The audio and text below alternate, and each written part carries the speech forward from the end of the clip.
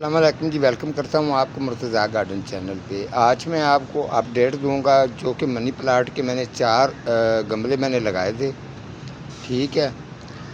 تو اس کی اپڈیٹ آپ کو دے رہا ہوں، آپ اندازہ کر سکتے ہیں کہ کتنے دن کے بعد یہ کس طریقے سے اس کی تیاری کی ہے۔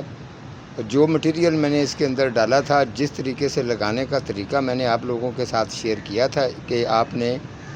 منی پلاٹ کو کس طریقے سے لگانا ہے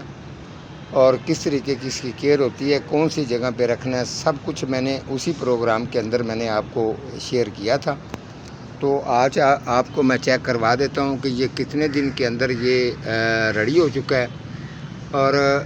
اس کے اندر کوئی بھی اس طریقے کی جو کٹنگ میں نے کی تھی، اس میں سے ایک کٹنگ بھی جو ہے وہ بالکل مس نہیں ہوئی، ٹھیک ہے۔ دراصل میں نے آپ کو بتایا تھا زیادہ تر میرے پاس چھاں کے لیے جگہ ادھر کم ہے، تو یہاں پہ میرا لیمن کا پودا ہے،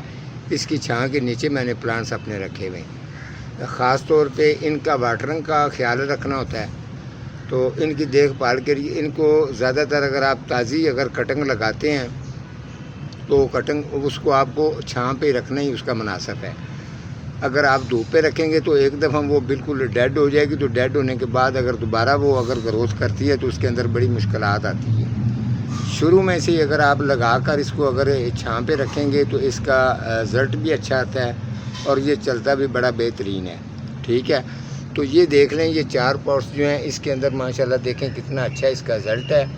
اب یہ ریڈی ہو چکے ہیں، تو اس کے اندر اب میں جو اسے یہ میرا اس کے اندر 2 پارٹ ہے، 3 پارٹ کے اندر میں آپ کو بتاؤں گا کہ آپ نے ناریل والا جو پیپ ہے اس کو لگانا ہو تو آپ کس طریقے سے لگائیں گے اور اس کو